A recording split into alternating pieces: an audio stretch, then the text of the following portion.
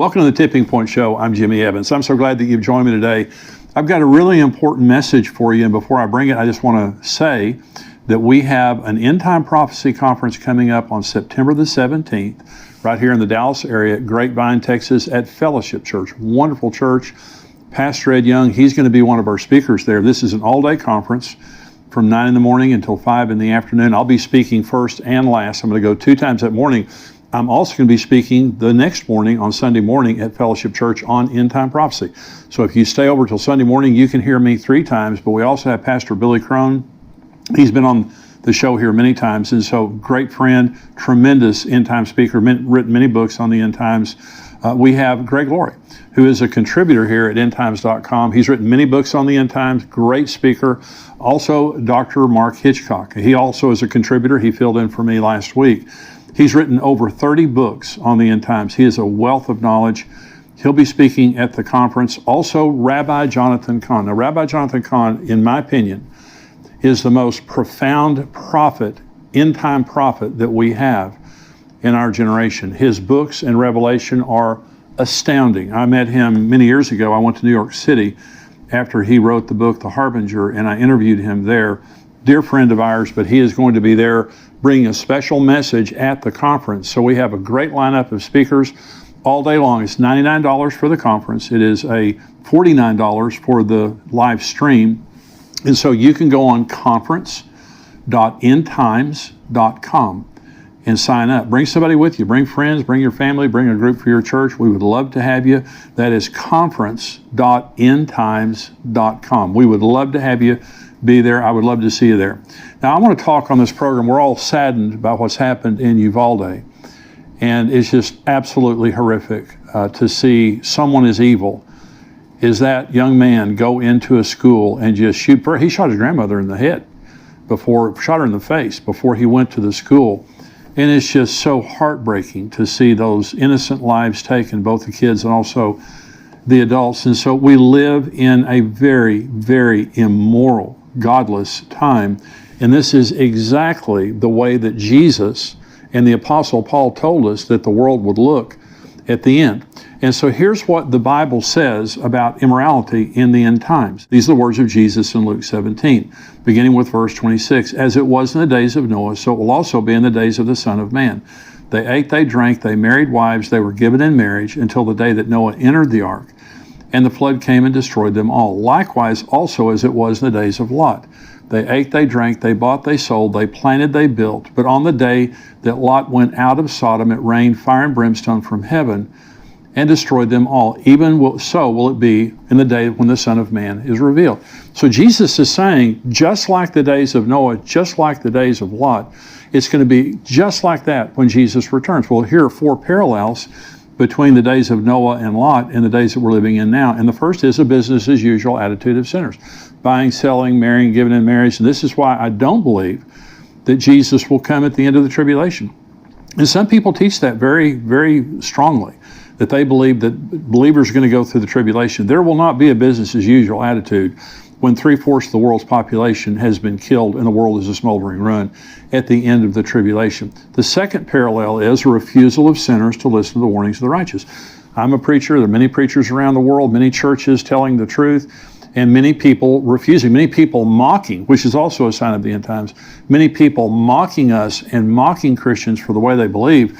Noah and Lot did not have one convert, either of them. In fact, Lot lost his wife. She turned back and became a pillar of salt on the way out of Sodom and Gomorrah. And so just the world that we're living in and just their mockery of Christianity, that is a sign of the times. The third parallel is a sudden removal of the righteous from among the wicked.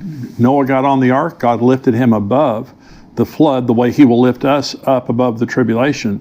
And then, of course, Lot went out of Sodom and Gomorrah. The angels that came in to take Lot and his family out said, we can't judge this place until you're gone and you have arrived safely at your destination. Again, that's why I don't believe that we're going to go through the tribulation. We are not destined for wrath. The fourth parallel is cataclysmic judgment. The tribulation will be cataclysmic judgment upon the world. Sodom and Gomorrah, 100% death. In the case of the flood, 100% death. It was a cataclysmic judgment that's going to happen when the tribulation, when the rapture happens and the tribulation comes to the world. This is what Genesis says. When Jesus says it'll be like the days of Noah and the days of Lot, this is what the book of Genesis says about the times of Noah. This is the genealogy of Noah. Noah was a just man, perfect in his generations. Noah walked with God. And Noah begot 3 sons, Shem, Ham, and Japheth. The earth was also corrupt before God, and the earth was filled with violence. Listen to that. So God looked upon the earth, and indeed it was corrupt, for all flesh had corrupted their way on the earth. And God said to Noah, the end of all flesh has come before me, for the earth is filled with violence through them, and behold, I will destroy them with the earth. Now, it said the world was corrupt, and that is the Hebrew word shakath. It means evil, filthy, and immoral. The world was full of immorality, filth, and violence. Sounds like the world we're living in today. And remember, Jesus said, as it was then, it will be in the day when the Son of Man is revealed. This is Lot's world, according to 2 Peter chapter 2. For if God did not spare the angels who sinned, but cast them down to hell and delivered them into chains of darkness, to be reserved for judgment, and did not spare the ancient world, but saved Noah, one of 8 people, a preacher of righteousness, bringing in the flood on the world of the ungodly, and turning the cities of Sodom and Gomorrah into ashes, condemned them to destruction, making them an example to those afterward who would live ungodly, and delivered righteous Lot, who is oppressed by the filthy conduct of the wicked. For that righteous man dwelling among them tormented his righteous soul from day to day by seeing and hearing their lawless deeds. Then the Lord knows how to deliver the godly out of temptations, and to reserve the unjust under punishment for the day of judgment, and especially those who walk according to the flesh, in the lust of uncleanness and despise authority. They are presumptuous and self-willed. And again, Peter uses the word here, filthy, and it is the Greek word asolgeia. It means licentious, sexually immoral, and an insatiable desire for pleasure, just living in lust and hedonism. And they're ungodly. They have no fear of God. And so Sodom and Gomorrah were known for rampant homosexuality. That's where the word Sodom comes from. And the men of the city were so evil that they tried to force themselves on the angels who came to deliver Lot and his family. And so here it is now a scripture, a prophecy from the Apostle Paul, graphic prophecy from the Apostle Paul, warning about dangerous days that will come in the end times, because there will be such moral degeneration. This is 2 Timothy chapter 3. But know this, in the last days, perilous times will come. For men will be lovers of themselves, lovers of money, boasters, proud, blasphemers, disobedient to parents, unthankful, unholy, unloving, unforgiving, slanderers, without self-control, brutal, despisers of good, traitors, headstrong, haughty, lovers of pleasure rather than lovers of God, having a form of godliness, but denying its power, and from such people turn away. And so Paul is describing the wholesale deconstruction of morality in the end times. And this is being fulfilled right before our eyes. And I'm saying this was not true when I was a child. I'm 68 years old. I was born in 1953. And I'm telling you, it was a different world. You just assumed everybody was a Christian. You just assumed all your teachers were Christians. I went to a school, 10 Commandments on the wall. There was a prayer that was prayed in the name of Jesus every single day I was in public school, from the time I was in first grade till the time that I graduated. And so it was just a different society. There were problems, but nothing like what we see happening today. And especially in the last 20 years, I looked back on the beginning of the internet, and there was problems before that, but there has been just this rapid disintegration that has happened since the internet was invented. And a lot of this kind of behavior is promoted through social media and the internet and things like that. So this prophecy from 2 Timothy from the Apostle Paul gives 19 different specific measurements of rejection of biblical morality. 19. When he says lovers of self, lovers of money, boastful, 19 different descriptions of the immorality in the end times, which every single one of them are true in our time. And you say, well, why would he give so many? Because immorality isn't just about sex. It is about our whole lives. Sexuality is just one part of immorality, but also lying and stealing and violence and corruption and selfishness and all those kinds of things. And so immorality is like a cancer that spreads. Once you get a little bit of it, it's like leaven. It spreads everywhere.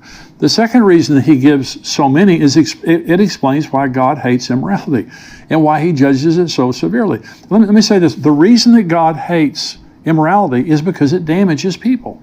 God loves people. God isn't some ogre that just sits up in heaven and doesn't want us to have any fun. Morals protect. If you don't understand why morals are there, morals protect. If you brought your children to me and you said, Jimmy, we've had an emergency, could you take care of our kids for a while we're taking care of this emergency? And I said, sure. Well, if I'm a moral person, your kids are safe. I mean, when you get back a week from now or a year from now, your kids are going to be as good or better than when you left them with me. But if I'm immoral, they're not safe. Morals protect. A moral society is a safe society. And when we rejected the Bible many years ago, when our society began to reject the 10 Commandments and prayer in school and legalize abortion, all those kinds of things, and we rejected the morality of the Bible, the Judeo-Christian ethic in morality that made our nation great, look what happened. There has never been a great immoral society. Rome, Greece, Egypt, Babylon, you go back in world history, they began as moral societies that become great, and they fall from within because they no longer have the protection of morals. And our founding fathers warned us that the Constitution of the United States was designed for a moral and godly people, and it was wholly inadequate for the government of any other. And that's why we see right now, when people are unrestrained in their hearts, you can't restrain them any other way. And we're seeing now, inner city Chicago, the Los Angeles, San Francisco, many places in America, they just can't handle the crime and the immorality because it's people's hearts. And they can't hire enough police officers to do that. Another reason that Paul lists so many is it very specifically describes the world of the end times and why it will be such a dangerous place. Paul says, beware, in the end times, it will be a dangerous place to live. And he goes into all the descriptions there. Every generation has had immorality. Jesus' generation had immorality. The Noah and Lot, they had immorality. Not the way we have immorality today. It is worldwide. Children, if they have a cell phone, they can get it. They can use Bible apps to get into immorality. It is everywhere. It has covered the earth, and it has gone to a level, again, that you have young men walking into schools and shooting little children, like Sandy Hook and like in Uvalde this week. Another reason that the Apostle Paul used 19 different descriptions is it describes the perverted value system of the end times. All societies have values, and so it's their culture. And so in America today, our culture has degenerated, and we are now celebrating things that 30 years ago we forbid. And what's happening right now with little children going to school and being convinced now that they're of a different gender. And I'm going to read an article here in just a little bit that talks about preschoolers and how preschoolers are now being indoctrinated into the woke culture.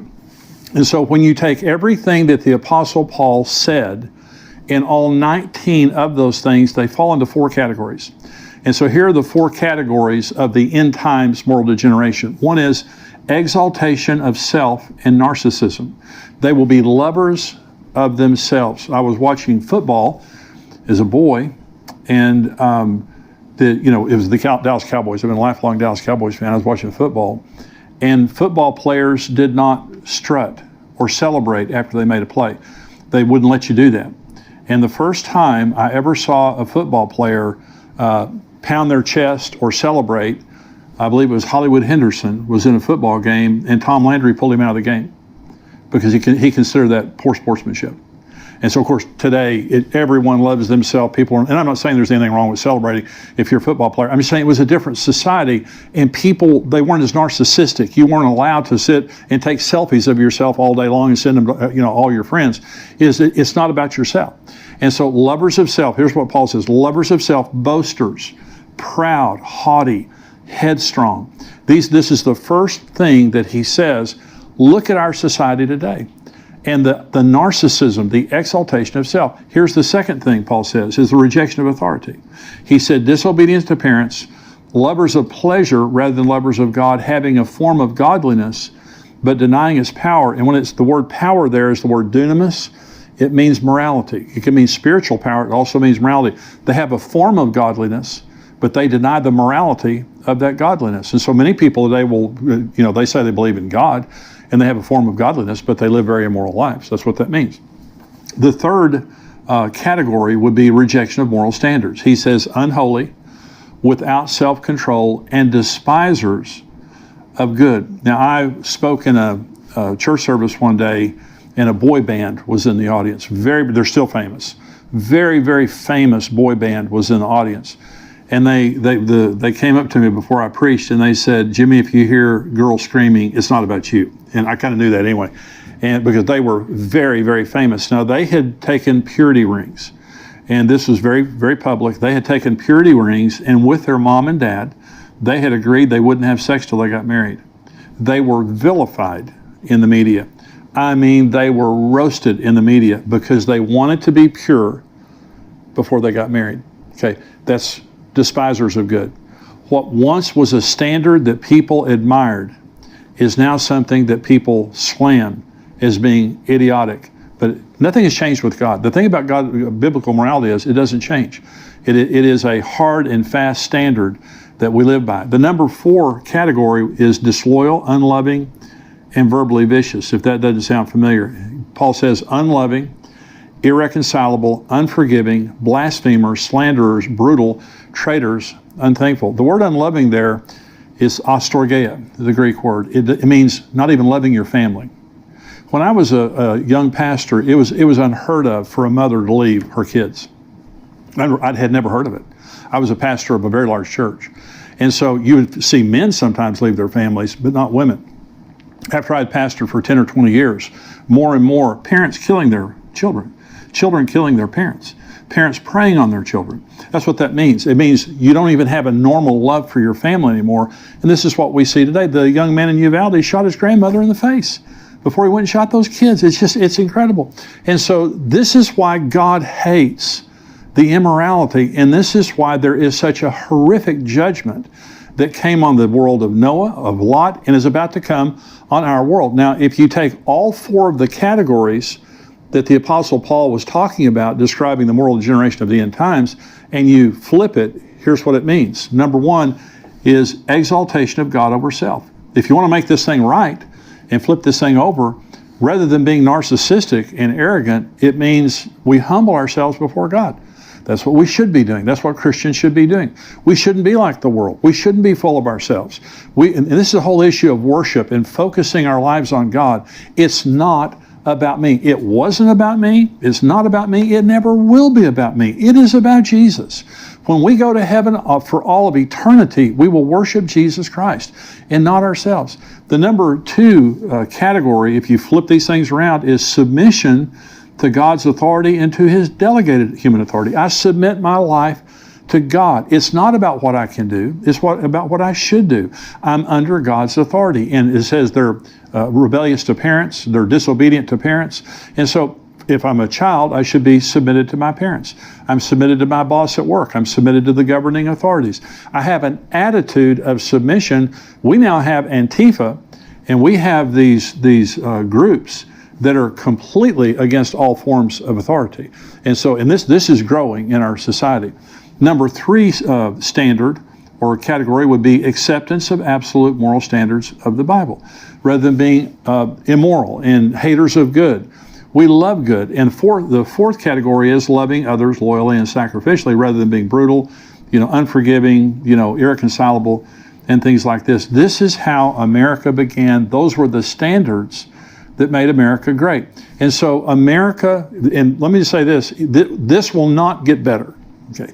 As believers, we can be the salt and light of the world, but we know according to the words of Jesus that when He returns, it's going to be like Noah and it's going to be like Lot. He told us exactly what the world is going to be like, and that's why Jesus can come at any time. And I'm saying, for me personally, I want Jesus to come now. There's nothing in this life. All my family's going with me. All the people I care about are going with me. And this world is a rotten, evil place. And so again, it says that Lot's righteous soul was vexed day after day as he had to sit there and watch what those people were doing. And I know that that's the way many of you feel. That's the way I feel. When you see what's happening in Uvalde, when you see the things that are happening in the world right now, it just breaks your heart and it vexes your soul. And you say, how long can this go on? Well, it can go on until the time that the rapture happens, and that will happen. The world is not going to be a better place. I hope a lot of people get saved, and that's the job of the church, is for us to be salt and light in the world and for us to preach the gospel. And so that has to keep going on. And so here's what Jesus told us in Matthew 5. He said, you're the salt of the earth, but if the salt loses its flavor, how can it be seasoned? It is then good for nothing but to be thrown out and trampled underfoot by men. You are the light of the world. A city that is set on a hill cannot be hidden, nor do they light a lamp and put it under a basket, but on a lampstand, and it gives light to all who are in the house. Let your light so shine before men that they may see your good works and glorify your Father in heaven. This is our job in the end times world, and that is we have to be standard bearers. We have to be people of the light. It's so important. It's so important to be together with other believers, because when you get off by yourself, you weaken. Especially when you get around immoral people. 1 Corinthians 15:33 says, don't be deceived. Bad company corrupts good morals. And so if you let your kids be around bad kids, no one's perfect, but if you let them be around unbelievers, it's going to corrupt their morals. If you have friends, your closest friends are people who are unbelievers, who have ungodly lifestyles, it's going to corrupt your morals. We need to be around believers. We need to be in church like never before. And we need to be the salt and the light of the world. That is what God has called us to do. And so if you're watching on YouTube, I hope that this message has been a blessing to you. Now, we have a subscriber-only area of this podcast, and I'm about to go into it right now. Plus, we have many other articles and videos all week long that come out. If you're not a subscriber to endtimes.com, it's $7 a month. It's $77 a year. We would love to have you be a subscriber. And this is how we support the ministry, is through subscriptions. And so $7 a month, $77 a year. We try to make it very affordable. But we have Greg Laurie, we have Dr. Mark Hitchcock, myself, writing articles, creating videos to keep you encouraged and informed on what is happening in the world that we live in. And I believe that it is a bargain for $7 just to receive some encouragement. Every single week, several times a week, we come out with articles and videos. Become a subscriber, endtimes.com. God bless you. I want to thank you for watching this Tipping Point clip, and I want you to subscribe to the channel. I want you, if you're not a subscriber, go ahead and click subscribe there. And thank you for watching and subscribing. I want you to join our Tipping Point community at endtimes.com. For $7 a month, you can subscribe, and you have a 7-day free trial. So if you just want to check it out for 7 days, go on endtimes.com, check us out for 7 days, but I can promise you, you're going to love the content. You're going to be getting the Tipping Point show, the full show, every single week, as well as articles and video content from great teachers like Greg Laurie and Mark Hitchcock, and of course myself. Be sure to subscribe to be notified when we release more videos like this. God bless you.